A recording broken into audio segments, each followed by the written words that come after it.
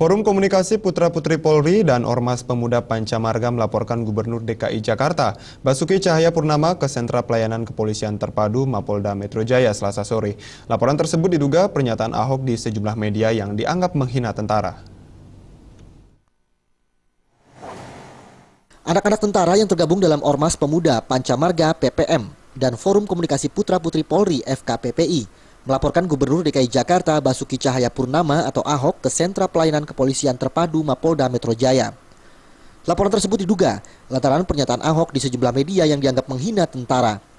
Ormas PPM juga membawa barang bukti salah satu clipping berita berisi pernyataan Ahok di sejumlah media yang menyatakan akan mengirimkan tentara untuk mengawal truk sampah ke Bantar Gebang, Bekasi. Mencoba untuk melaporkan Basuki Cahayapurnama atau biasa dipanggil Pak Ahok, Gubernur DKI, untuk kasus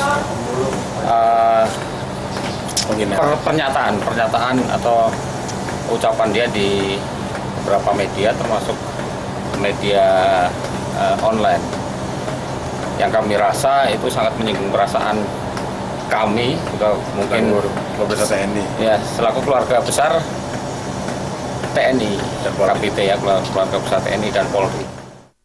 Namun setelah melakukan koordinasi dengan pihak kepolisian, Ormas PPM yang diketuai oleh anggota DPRD DKI Jakarta Haji Lulung diminta untuk melengkapi bukti-bukti dalam laporan penghinaan ini. Ormas PPM pun menyatakan akan mengumpulkan data-data dan bukti otentik untuk diserahkan kembali ke pihak kepolisian.